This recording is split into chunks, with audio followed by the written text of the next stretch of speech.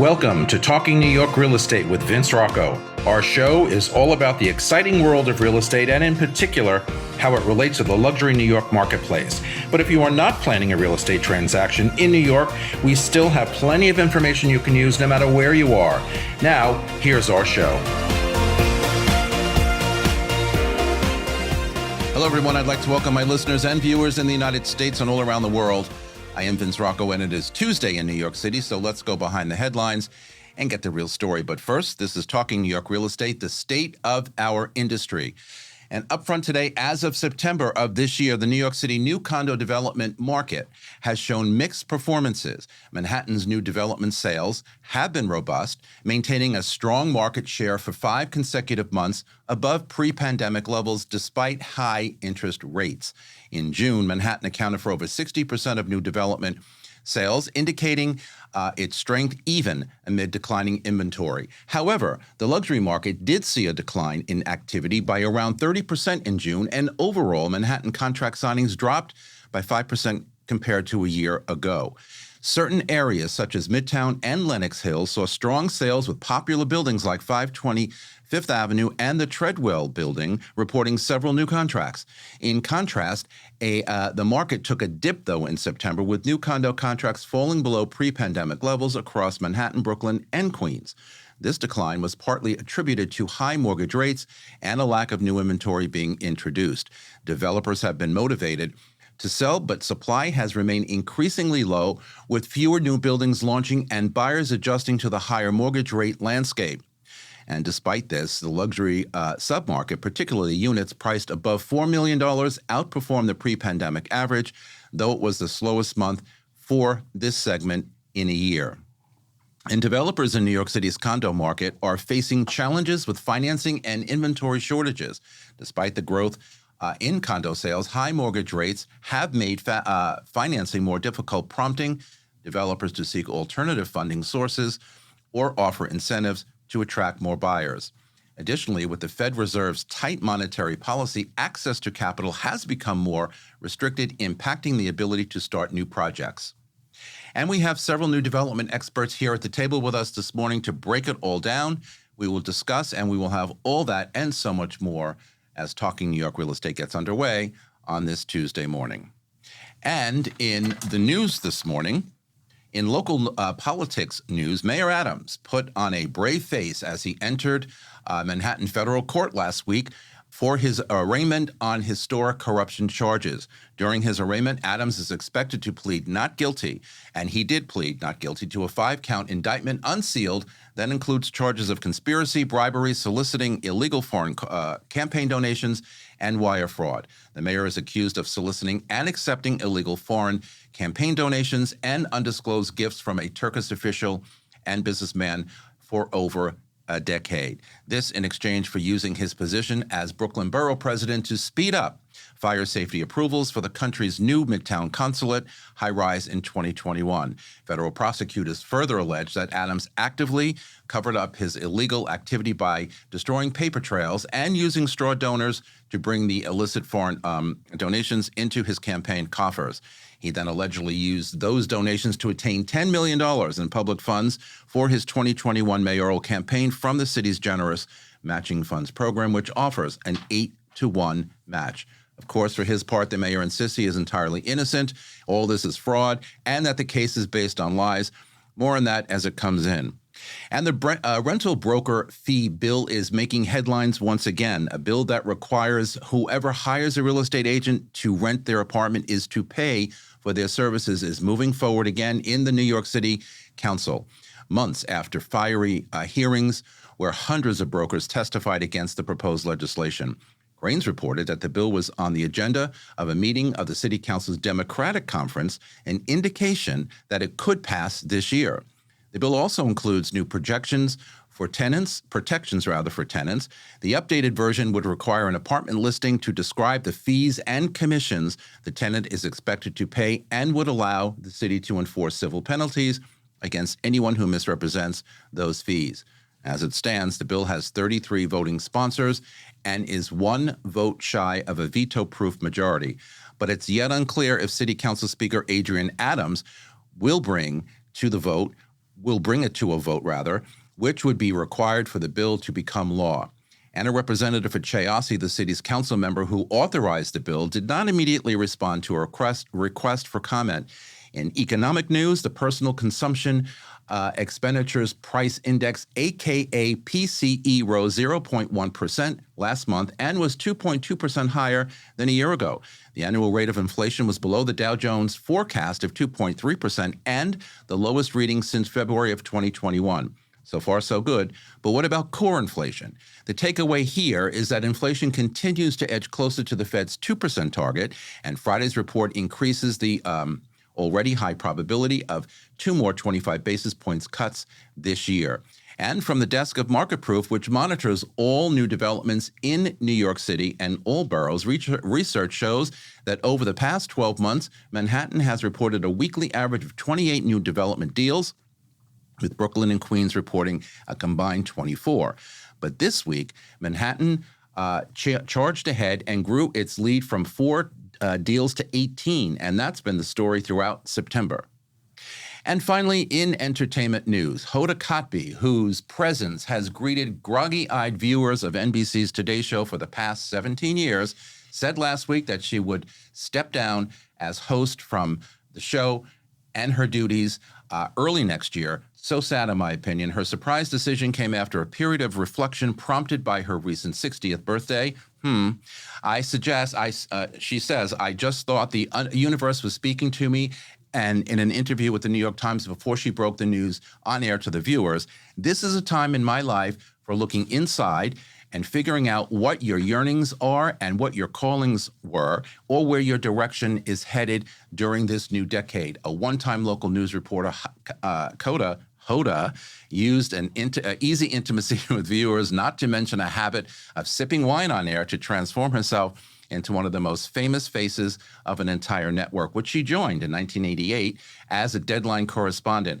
Hoda will remain at NBC doing occasional pieces throughout the network. And by the way, if anyone cares, I'm very available to step right in.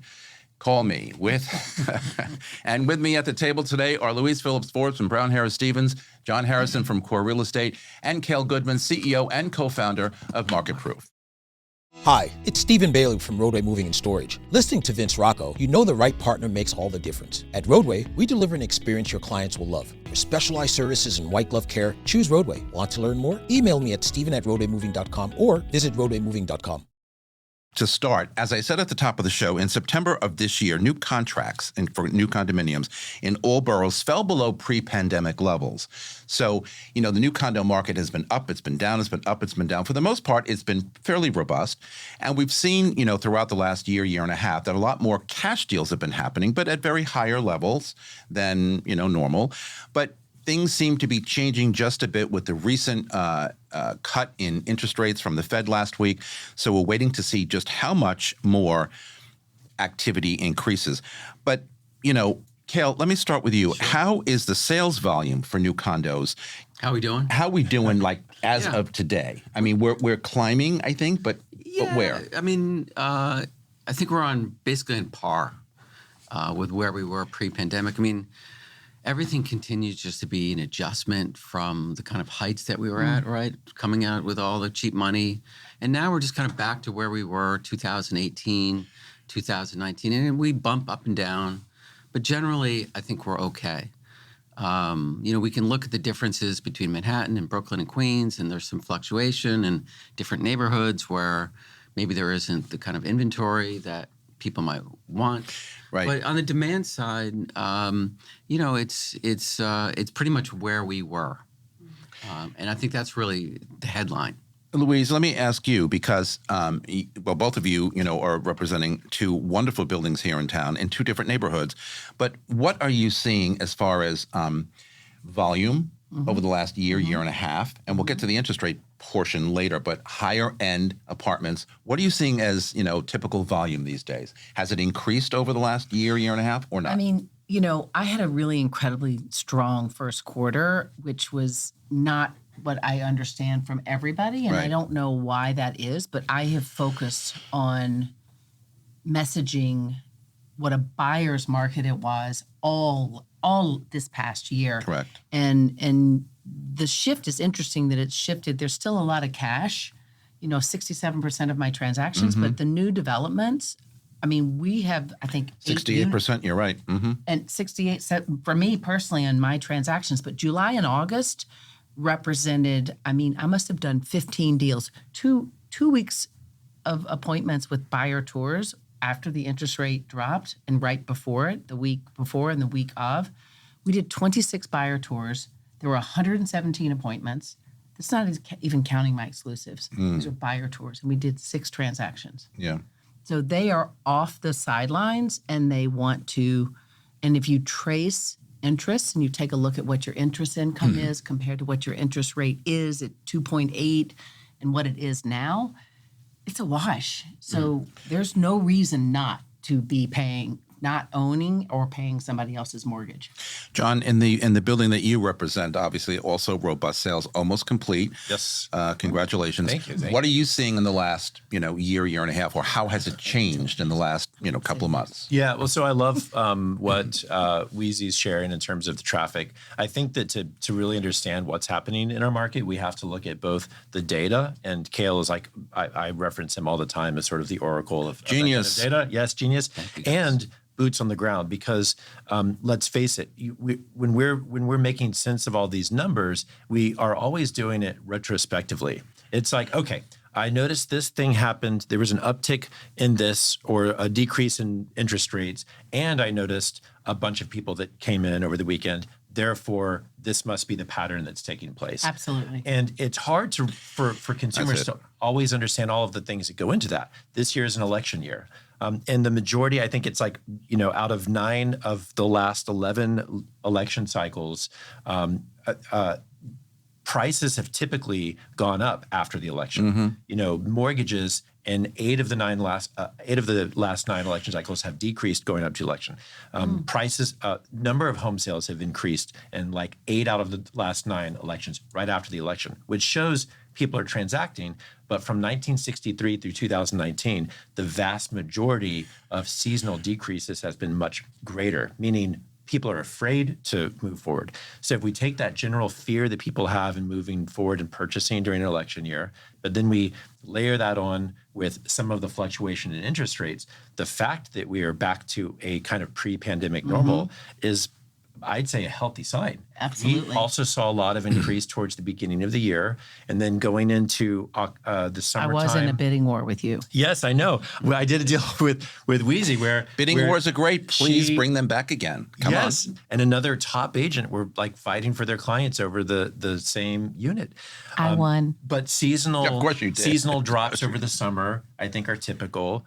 We saw at one of my projects, East Light, we saw a really big uptick as soon as Labor Day passed, like massive uptick. Interesting, and I had just the opposite. Well, we still have strong post Labor Day, but our July and August, I think we did 7 transactions of our 4 bedrooms, 7. Yeah. And subsequently, since Labor Day, we've done 4. We have 2 left.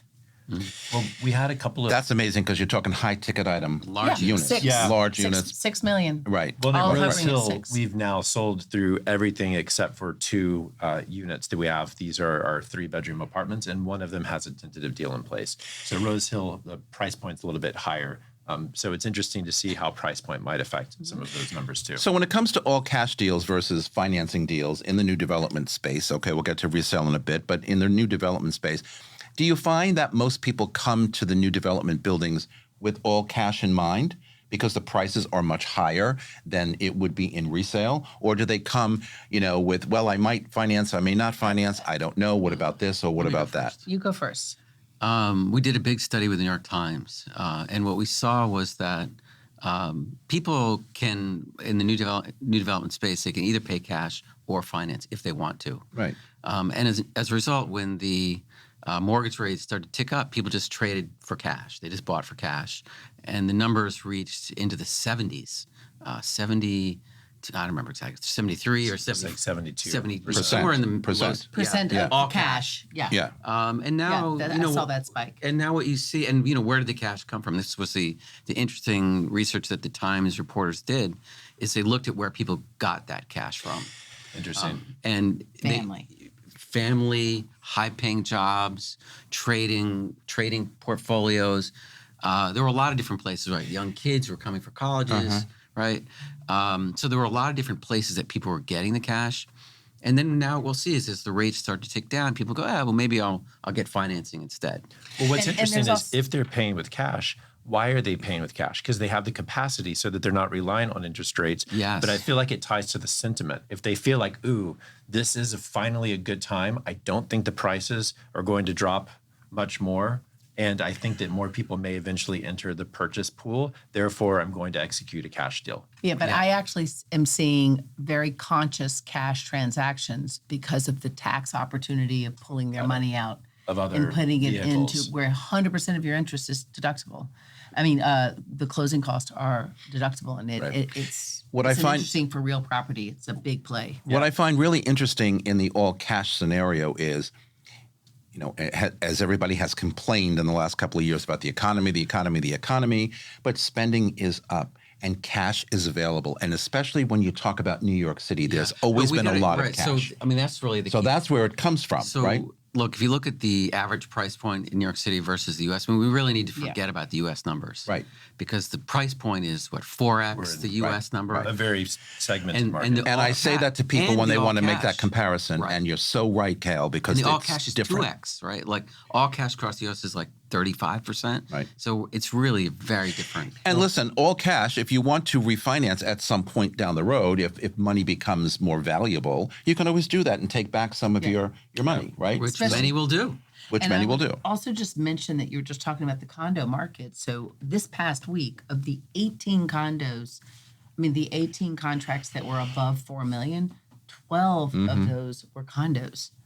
All over the city, there were only 2 townhouses. Yeah. I think, and two co-ops. So I find that to be also an interesting statistic. That's a very interesting stat, because when you look at those numbers, 4 million, 5 million and up, immediately people go to, well, that must be a townhouse, or that must be, a building of some sort. No, a lot it of isn't. condos. A lot of condos these days. well, the high 4 certain- bedrooms, as Louise said before. Right. I mean, 4 that- bedrooms, you're in that that's $5-6 million range. Certain developers have gotten really smart about making their product competitive with townhouses, right? Yeah. Especially in Manhattan uptown. According to Market Proof, Kale's report here, 266. This is market wide, okay? 266 contracts signed last week. Average price per square foot, $1,355. Average price per unit, $1.73 million. And average day on the market, 105 days. Which, by the way, is down now, but that's not. It's down, but it's not as bad as a lot of people want to make it. 266 contracts citywide. That's amazing. Yeah. Where are they mostly coming from? Midtown? Oh, God, you got Coming memorize from, this? or you mean Well, what where are the buildings? locations? Where are the Got it. locations? Yeah, Excuse me. Yeah. I think half of that is Manhattan, then the other half would be Brooklyn and Queens. Brooklyn and Queens. combined. And that Right. Queens has seen 11% Correct. year-over-year growth, and also Brooklyn is still climbing. Well, Yeah. as Queens has I been growing for a while. I mean, Queens not has been just growing. Long Island City, but even Astoria, some of the various micro developments. It's just that going to have been start popping up. having that Yeah. Brooklyn effect where everything Right. further away is going to start to become the new anchor. the problem is inventory. We'll talk about that in a minute after the break. We got to take a quick break. We're coming right back. Don't go anywhere. This is Talking New York Real Estate on the More Network. We will be right back. The Everset provides full-service staging and furniture rental solutions in the New York area. For more information, please visit us at staging.theeverset.com or email us at staging@theeverset.com to request a free proposal. Okay, we are back. I want to talk a little bit about the price point that defines the super high-end luxury. Now, I've been saying for years on this program, most people measure it by 4 million and above. I kind of take that and say maybe 5 or 6 million and above. What is really the right number of the super high-end luxury, whether it's all cash or finance? What is that right number? Because people ask me all the time. And, when you look at market reports, everybody quotes 4 million and up, and that's the okay. top It's really 10%. 10. It's the top 10% of the market is considered luxury. So whatever that 10% represents is luxury. That's the definition. Price point, though, right? Price point, yeah. Price point, yeah. And so 4 million has been the benchmark. It could. You have the ultra luxury, which is going to be 8 to 10 million. Well, that's plus. yeah. Then you have, like the $4 million massive townhouse is not going to be luxury, but maybe the $2 million studio would be super high end luxury. So this is where $2 million studio. So Wherever yeah, I it's go. all Like, perspective. we sold some studios for around a little under $2 million. In your building? Yeah, I mean, we had some studios that were the 1.6, 1.7 Mazel tov, range. dude. Really? But they're really, really nice. Okay. I mean, that's why it's hard. But you can't slice up the numbers that way. You've got to come up with some formula. formula to kind of understand. Well- Generally speaking, it's price point. Because who can afford certain prices? Earlier this year, we saw an off-market townhouse transaction happen at $79 million in the Village, which Yes. is, when you see that, there's an energy in the market that is going to continue to be dictated by the wealth who can, Right. and that we are creating our inventory. I mean, there was a $60 million in September, a $60 million co-op that transacted. So I mean, luxury and ultra luxury are defined by many steps, in my opinion. Now that you mentioned townhouses, I was going to ask that later, but that number is staggering, okay? $79 million. Post-COVID, everybody wanted a house because it was more private. And should we get back into a pandemic situation again and lockdown, at least they had the roof, they had a backyard, they can go outside and breathe and be in their own space. We're comfortably past that thought, but yet People have townhouses. second homes.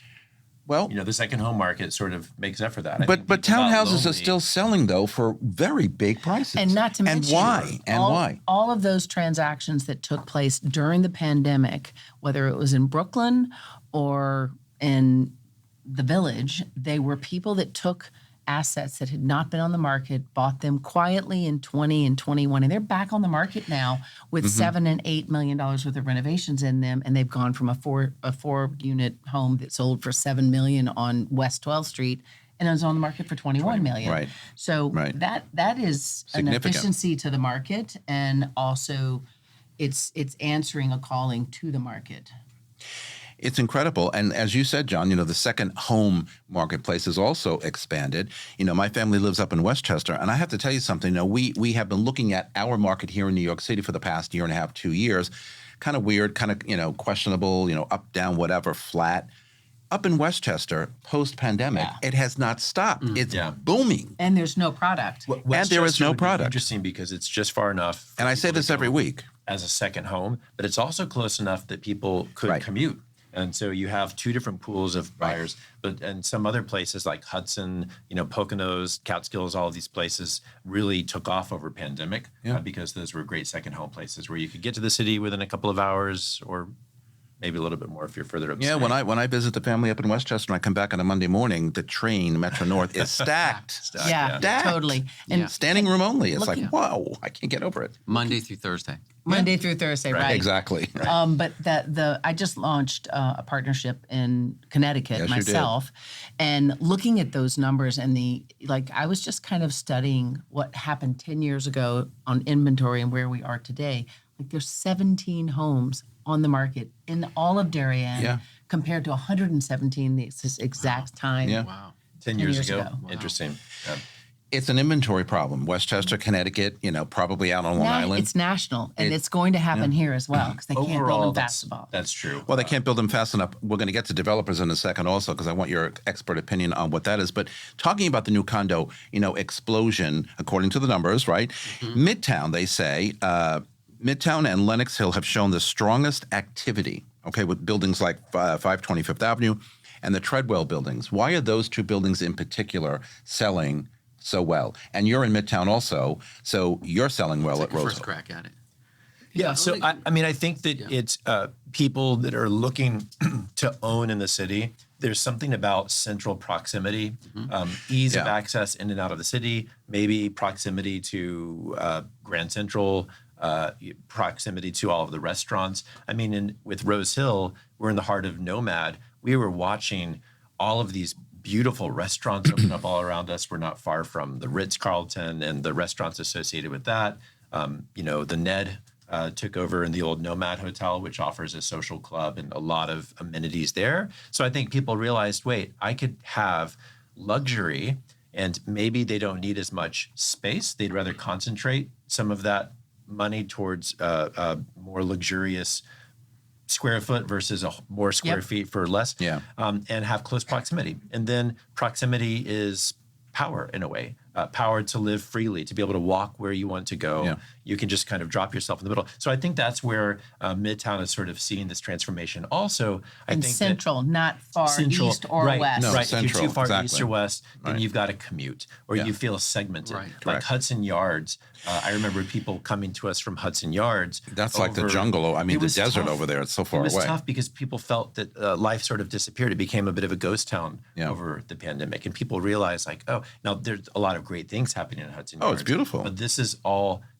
fed into, I think, why some people are really focusing on getting something that's central. Let me add a little bit to that. I mean, that's Please do. great. I love what you said. And then there's another level to that, I think, which is good product, the right mix, the right sizes. Yeah. The stuff at 525th is smaller units primarily that are priced correctly In Midtown, that makes sense. with a product that people want to live in. Yes. So you get all those pieces right, then you got a product that sells well. You get any one of those wrong, No, you're right. You're discounting price. You're Absolutely. too far west. Absolutely. Right? There's some product at far west side.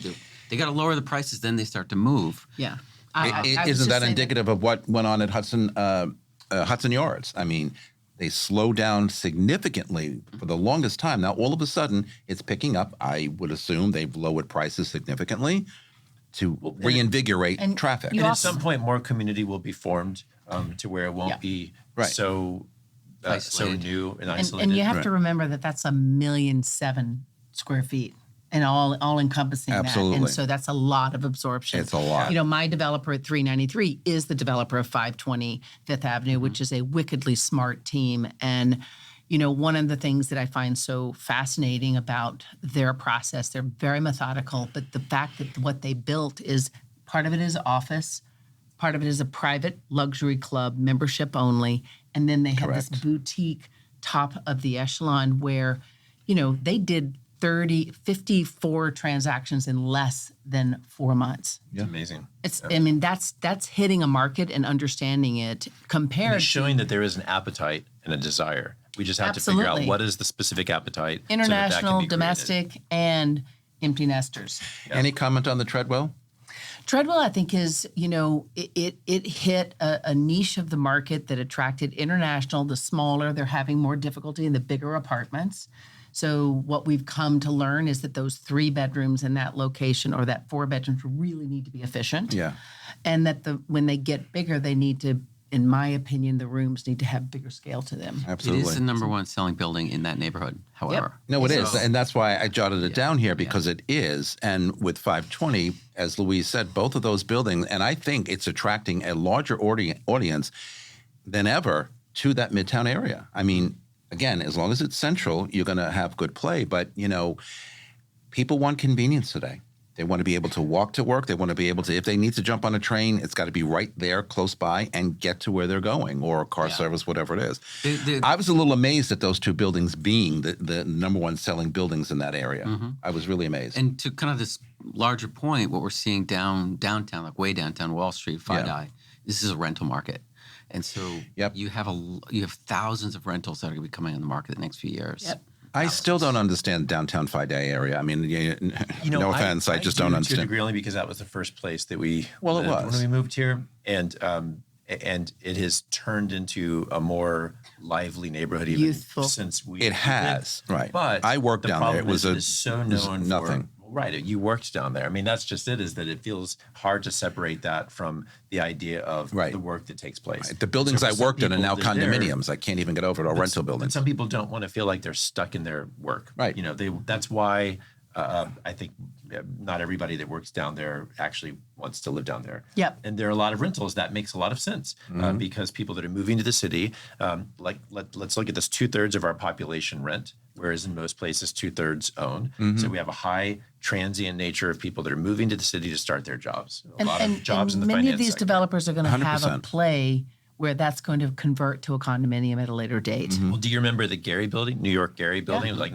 that was originally going to be a condo, and 900 units. And I remember hearing that it was underwritten. Most buildings are underwritten for those that are listening as both condo and Correct. rental, so that the developer can flip it if they decide to.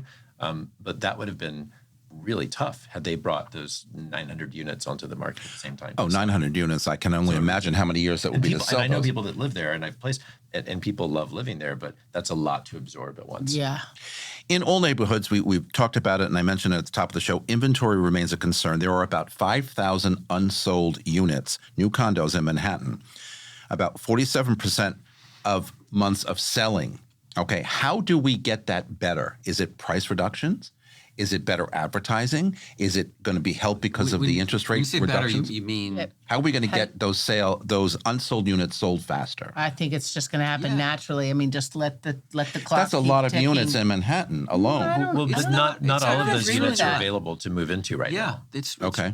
I don't think so. You know, this is the thing on the demand side. It's pretty constant in Manhattan. Always. Every year, it's roughly, regardless of how much inventory there is, it's the amount of demand, the number of buyers is pretty stable. Yeah. But it says, though, approximately 47 months of sales at the current pace. Yeah. Where at the pace at the moment right now. That's dragging, I think, to get those 5,000 cut in half But even. It's the issue is where they are, right? In some places, Absolutely. there's shortage. Take the West Village, right? There's 2 buildings there. Well, the that- West Village, yeah. There's just nothing there. You know, in other neighborhoods, there's more. So it's really getting getting product, The right formula at the in the right right location. places. But does that number also take into account any Yes. shadow inventory or It- unbuilt? Right, or it does, unfinished? and it takes in. I So- mean, if you take out of that, Vince, a few large buildings where absorption is going to take a while, the Right. number's a little lower. That's probably 1,000 of those units. And I would just also say, as you're talking about this inventory, you know, the Henry is opened quietly, now officially launched, has done 30% sales Right, at what are those price per square foot blended? I mean, 3,000 something. a little bit lower than that. Yeah. And 140 Jane Street, contract signed at $23 million. It's 2 years out to be built. But that's a location-driven inventory that's not going to. And that in itself is interesting. $23 million, and you're not going to be able to move into it for 2 years, Right. potentially. So, you know, you're driving a stake in the ground so saying, some I want markets, that unit. That's the default for some markets. Like if you buy in Miami, you know, a lot of times you are putting money into something that you won't see until it's completed. Yeah. You Right, make if you deposits take, or spend all of your money if you and don't take see it. 64 University, how many units was that? Anybody remember? Relatively small in the West Village.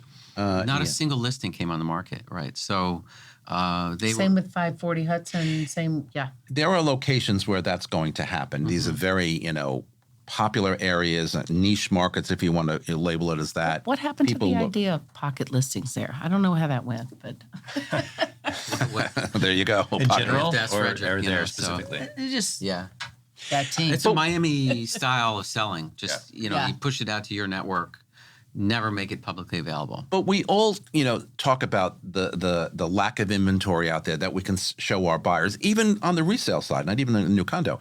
But yet we have this backlog of unsold new units, and so it kind of contradicts each other, right? Everybody welcome to says, market- "Where?" No, I know that, but people say, "Well, where is the inventory?" But yet it is there. So how There's come a I'm not ton finding it? in the Bronx? There's a ton in the Bronx. There's what's happening in Queens. Look at Naftali's project. Well, Naftali sells very well, though, for the most in part. Brooklyn. I mean, like that's his first forage into Brooklyn, that yeah. hood. It'll be Absolutely. interesting to see how that. But also to compare to the timeline, the general timeline that it takes to go through and absorb even a single unit is not just like, hey, it's on the market today and it's sold tomorrow. I mean, most of the time from contract to closing, it can be a good couple of months. Oh, absolutely. So you stack that on top of the fact that you have unfinished units or units that aren't even TCO'd yet Yeah. in some circumstances. They're available to talk about, but they're not done. Some of them that haven't even been built yet. And then all of a sudden, the numbers don't stand alone as having importance. I think it has to be in the context of what numbers have looked like in the past or in the future. Like the number of 5,000, if I have $5,000 left to my name in my bank account, that's not a lot. If I have 5,000, days off where I don't have to work, that's a lot. That's a lot. It's all in Right. context. Oh, So you've got to absolutely. look at the general trading traffic and momentum to see what that means. There's a new vertical for Market Proof, which is shadow inventory, location. Like you're gonna have to We'll get break on it down. Right, we'll get on No, it. dice and slice to it. look at all of these different slices. Like y'all, I spent, most of my career selling new development buildings, okay? And it's been a year and a half since All for us Southerners. I did. Well, my girlfriend over here. I'm from But Texas. I know you are. But I haven't been on a project in a year and a half. And I just remember the days where, selling new condo stuff was so robust and people flocking in the door and 25 people sitting in the waiting room just to buy off of floor plans. I mean, it was unbelievable. And through the years, I've seen, the ups and downs of whatever, inventory, low, inventory high, whatever. What hasn't changed, I think, is the absolute, and you guys tell me better, the absolute want and need for new development. A lot of people still are out there on the buy side wanting brand new. I see. Absolutely. Regardless of what the inventory is, regardless of what the price point is, I think why it always ends up selling well is because people want brand new. I want to be the first person living there. Are you seeing that in your building more? Yes. I mean, whenever I tour somebody, I always like to get some sense of their context. Yeah. I'll ask usually like, great. So do you live nearby? I mean, do you live in the neighborhood? So I can understand what to explain about the neighborhood and the building. And then at some point I might ask, are you just shopping for new development or are you focused on certain area? And more often than not, they say, I'm only looking at new development. And it's for a number of reasons. There is a little bit, there's a lower barrier of entry in the one hand. There's a higher barrier of entry in the one hand because buying a new development is very different from buying and resale. And as an agent, you must understand that because it's very different. And guiding your buyer is so important because it does operate so differently. But on the other hand, barrier of entry is lower because there's no board package. There's no interview. There are the pluses and minuses to buying and resale. It's a little bit easier to buy a little bit more anonymously. Yep. We have a very international city. We have people that are coming in from a number of different places. But the idea of just being able to buy and not have the hassle of going through everything that you might in a resale. When I said earlier in the program today, where people, this is a town where people have a lot of money. When you're buying new development condos, and you all know this as well, the closing costs are exorbitantly high, right? Unless you can negotiate and get them back to the seller, who's the developer. Sometimes that works, sometimes not. In the old days, buyer paid for everything, right? It's timing of the market. So when somebody comes out, exists regardless of who pays them. No, they those still costs exist. Right. And so if you're signing up to buy a new development building, apartment in a building, you're signing up not only to pay $3 and $4 million for the unit, but hundreds of thousands of dollars potentially. 4%. 2 points, 4% in closing costs, average. right? More. I mean, if it's a higher price point. More if it's a higher price point. You're not even buying mansion. Transfer mansion. Correct. And again, you can either have that negotiated back to the developer in some cases, but if it's a hot selling place, it's not going to work that way. Right. All right, we're going to talk about those developers when we come back on the other side of this break. Don't go anywhere. This is Talking New York Real Estate on the More Network. This podcast is supported by the More Network, powered by Brown Harris Stevens. Real estate touches every aspect of our lives, from design and architecture to investing and the economy. Now there's a way to get all your real estate information in one place. The More Network. With more than 20 podcast and webcast series, the Mastery of Real Estate Network is powered by Brown Harris Stevens, one of the country's most distinguished brokerages. Discover advice from notable entrepreneurs, compelling topics, and access to top global real estate experts. Subscribe to their YouTube and Apple podcast channels by visiting getmorenetwork.com. Okay, we are back. So I want to talk a little bit about the developers, and you two here, and even Kale, who are working with developers at the moment. They're struggling to meet the demands of construction cost because they remain high, securing financing for new developments, which is a little more difficult these days, most especially because of the interest rate increases, over the last couple of years. Challenges just in general over the economic conditions of our country, of our city, whatever. Upward pressures on prices, right? What are your developers saying right now to you as, head of sales and your team? What is their vision for the future? Are they more optimistic as we go through, this year and things seem to be getting better economically and interest rate wise? Talking about future projects? Correct. Well, no. Current project finishing and then future. I mean, I can speak for my team at Robina they are bullish, and they have mastered their formula, whether it's going to be in Portland, Oregon, and it's 1 million square feet, or if it's a tower that's a 500,000 square feet in the middle of Manhattan. I mean, they have bid that with they're doing construction 3 shifts a day. So it's 24/7. So they are 5 months ahead of schedule. I've not experienced that success level. So when you have it down to a science, this is when you are on the hunt, and sites want to do deals with those developers. So I will say that there are things that I am cautious about, because what's happening 2 years from now, there's so much that can happen.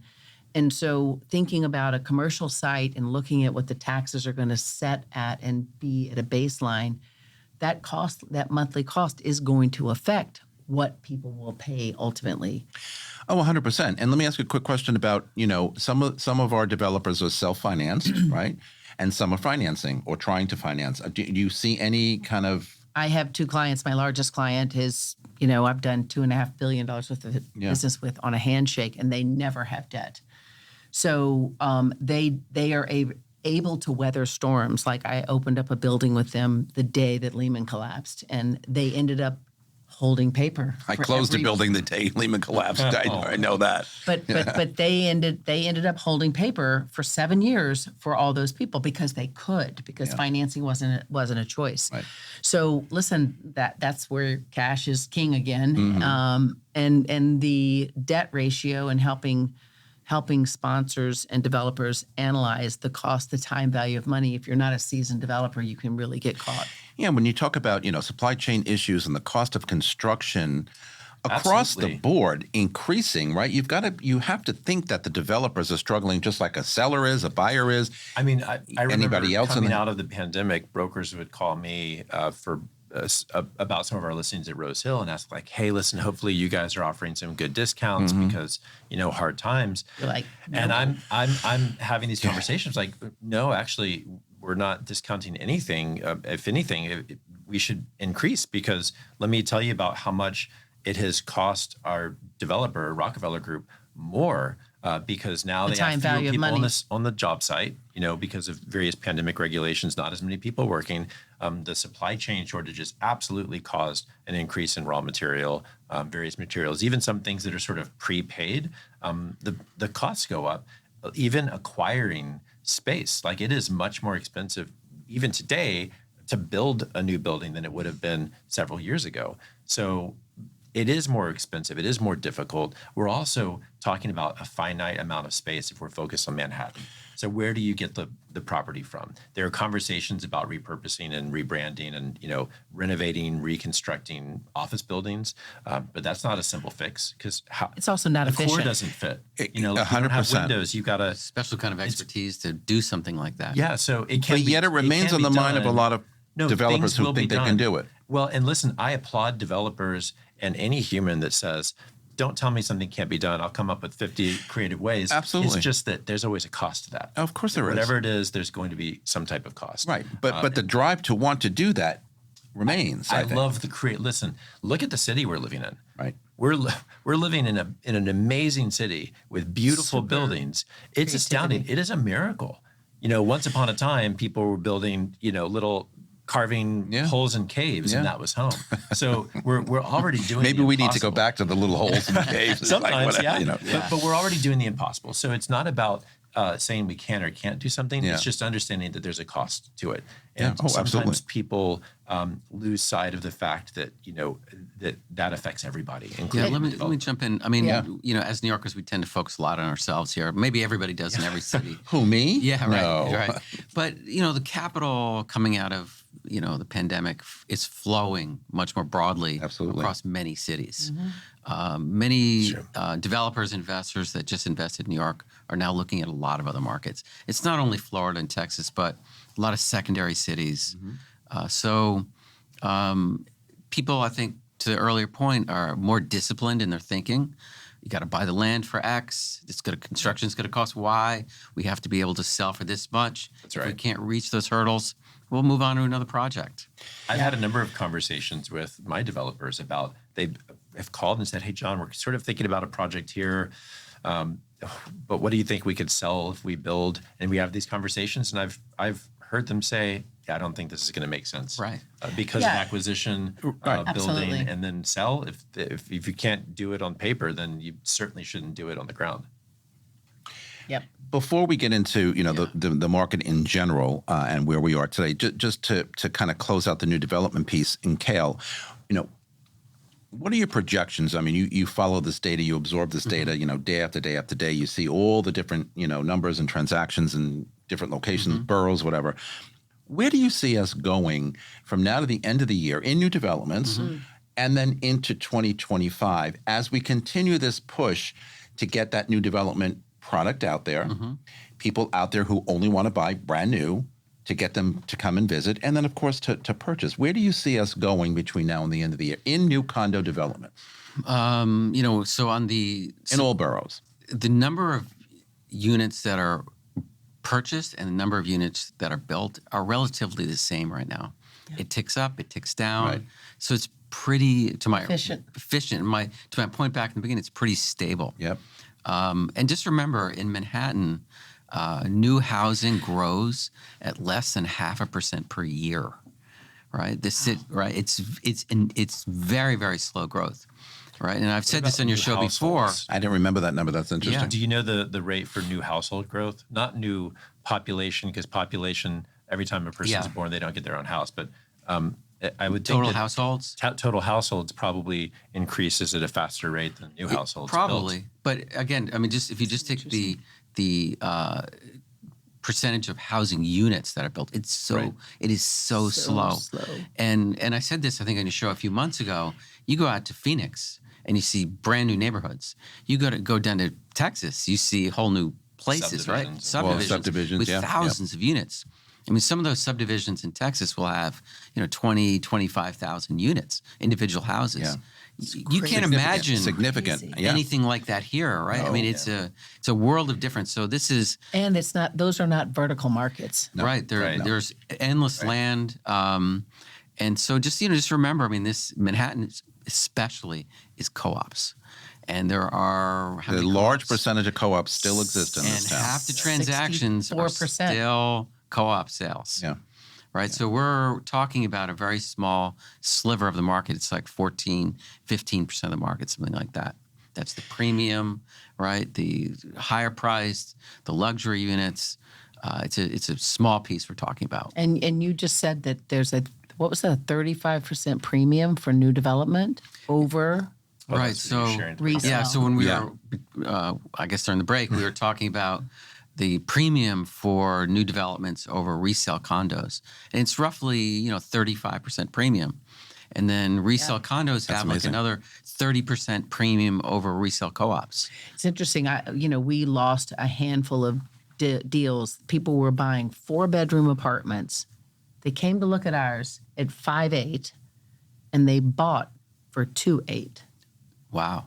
The co-op for 4-bedroom Right. off of Central Park. Yeah. Right. Yeah. So the market has a lot to offer a lot of buyers, and you do get what you pay for. That's But right. that's where you have to get really specific about what you need, why you need it. Yes, because but- those conversations, but- like you can help somebody through that. We can help somebody through that. But a person that just thinks, oh, I can just choose to buy the same thing for half the price. Yes. Well, I was but just gonna think say- Isn't going to that's necessarily the journey. work. That is the because journey. co-ops are so Right. different from condos, and they don't work. They don't provide the liquidity that a person Yep. might need. Well, playing devil's If advocate. it does work, it could be amazing. It could be an amazing opportunity to buy if they the don't co-op. need the liquidity. That's right. Right. Right. That's yeah. right. Well, that's the thing. It comes down to so many different. But I was going to say, playing devil's advocate. If you come to me as the expert salesperson you are, and I have a choice of 5.8 or 2.8, and I say, maybe 2.8 is going to work. Maybe I Listen, get to keep a little more liquidity If that on works my better side of for the fence, you, right? you should do that. Right. Absolutely. If it gives you the But then luxury, there's the quality, qualification proximity. issue of, as you said before, in new condo sales, there is no board package, there's no condo approval process. But in a co-op, you got to give your firstborn, right? You're going into I partnership. say they look You're up your going into skirt a little partnership. bit. They look up your skirt a lot. It's not a little bit. More than They a do it a lot. lot. Hold Yeah, on. right. So, but that's the difference. Some people, Let me put. there we go.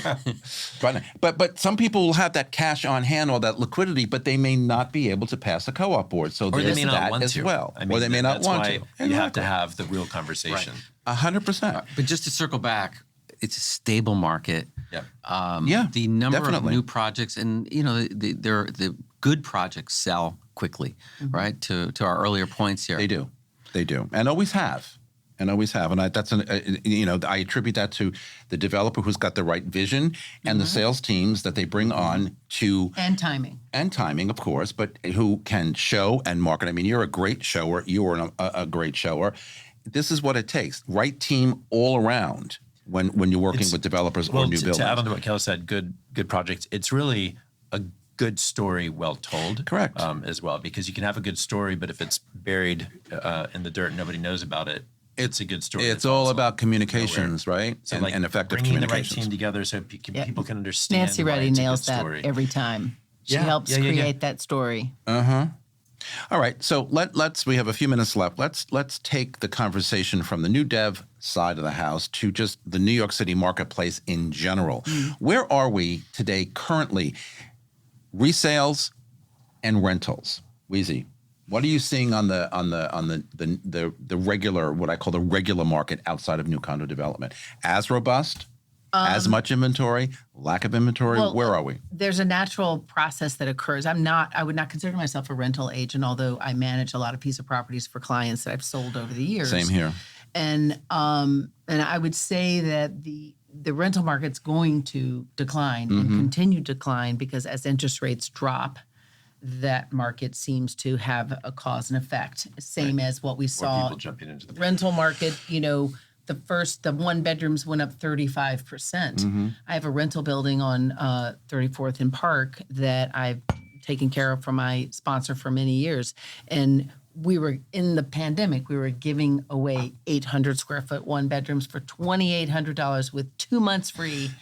All over Now the they're city. 4,300, Yep. and they're going to start to pull back as interest rates. So as people get off the sidelines and stop paying other people's mortgages by renting, that market will soften. But you still have areas that are naturally. Queens is seeing an 11% growth. Queens in has the had rental tremendous market. growth. And A lot more inventory. And Brooklyn is still, it still is almost, I think, more expensive to rent than it is to own, although that shifts in certain niches of that market. The psychology that of is Brooklyn very being the niche. new Manhattan from years ago still kind of remains there.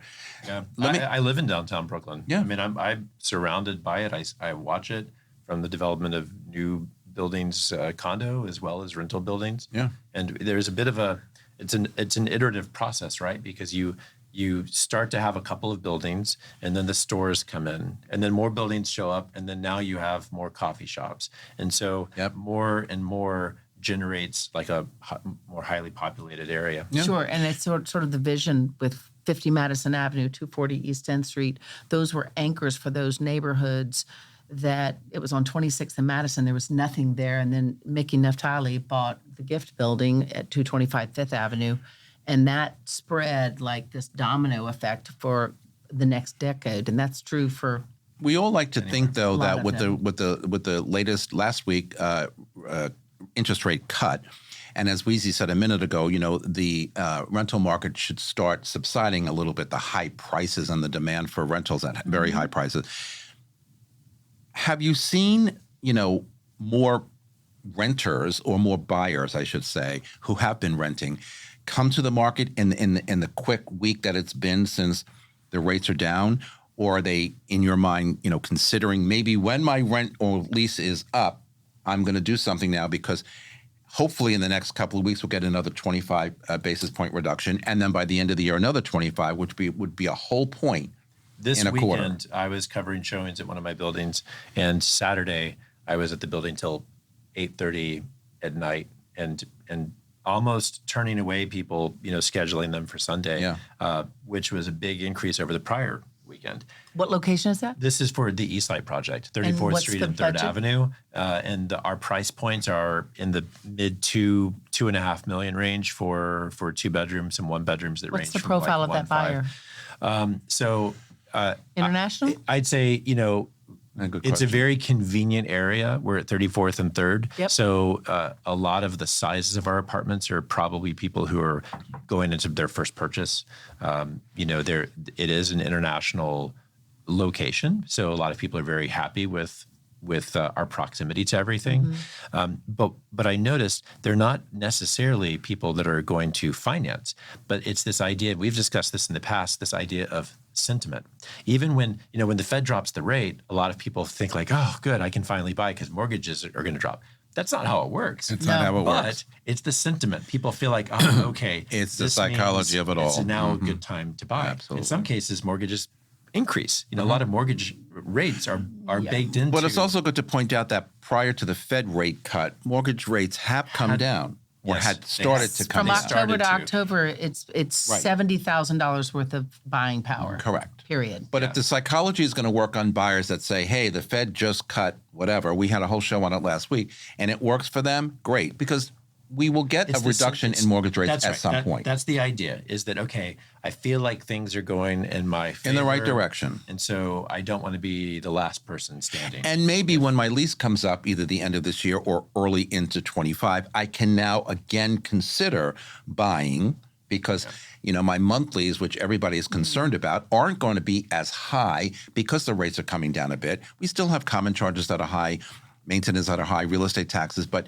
when you chop down that interest rate a little bit, it makes it even easier. Yes. Again, the majority of the last many presidential election cycles, rates have decreased approaching the election. So funny how that works. Exactly. Yeah, Funny how that works. it's Right, like I know. they- I was going to ask you all Pretty about predictable. that. It's Yeah. pretty. It's a lot of. So that's just it, though. Is so much stuff.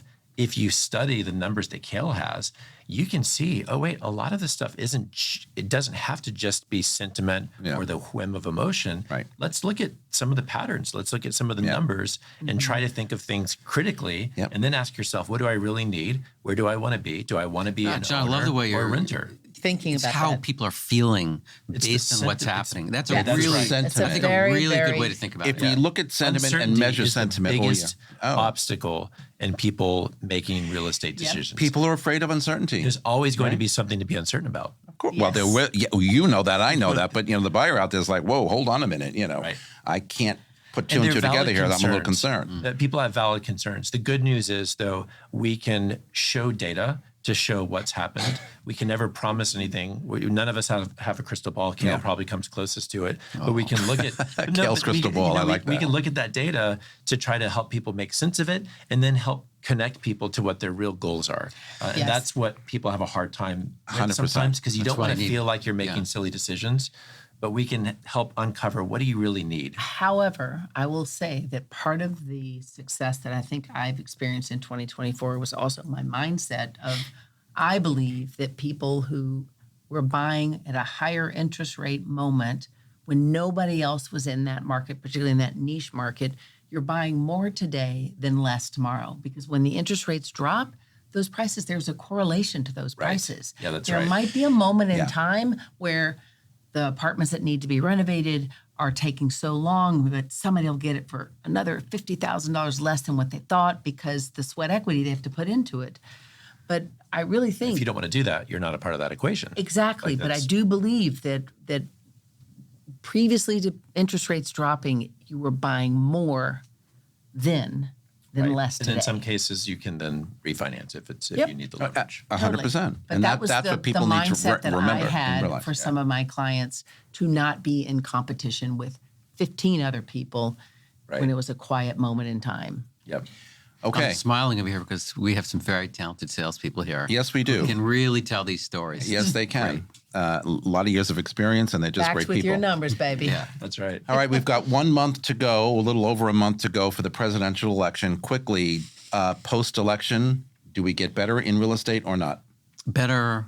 Better More business, efficient, stronger. more efficient, all of the above. Do we move that needle Yeah, the to where we want it uncertainty to is be? always to the conversation. To his is always point. always a point. Yeah, Wheezy?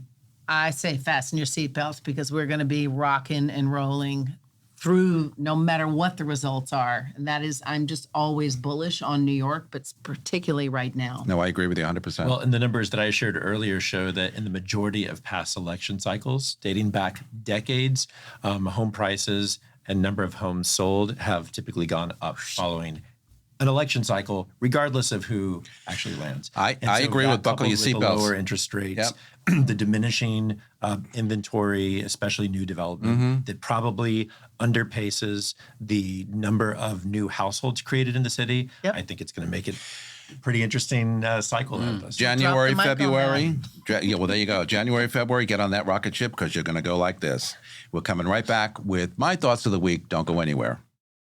Hi, it's Stephen Bailey from Roadway Moving and Storage. Listening to Vince Rocco, you know the right partner makes all the difference. At Roadway, we deliver an experience your clients will love. For specialized services and white glove care, choose Roadway. Want to learn more? Email me at steven@roadwaymoving.com or visit roadwaymoving.com. Okay, everybody, we are back with my closing thoughts for this week. In New York City real estate, a transactional agent typically focuses on closing as many deals as possible, often treating each transaction as a one-time event. Their priority is to facilitate the process quickly, handle paperwork, and move on to the next deal. They may be less interested in the long-term success or satisfaction of their clients or the other agents, as their goal is to complete transactions quickly and increase their volume. Too bad on that. In contrast, an agent who genuinely cares about the deals invests more time in understanding their clients' needs and goals, building lasting relationships, and ensuring that clients feel confident and satisfied throughout the process. Also, their work with a co-broker becomes seamless. This agent will often provide more guidance, personalized advice, and attention to detail, striving to find the best outcome rather than simply pushing for a quick sale. They see the transaction as part of a broader, ongoing relationship, aiming to earn the client's trust and future business or referrals. This approach often leads to a more successful and fulfilling experience for clients as they feel their interests are genuinely prioritized. And we need so many more of these types of agents. I remain. And that's our broadcast for today. I want to say thanks to my guests for being here on set with me. You can follow me on Facebook, on Threads, Instagram, LinkedIn, or TikTok at Vince Rocco, or my website, thinkvince.com.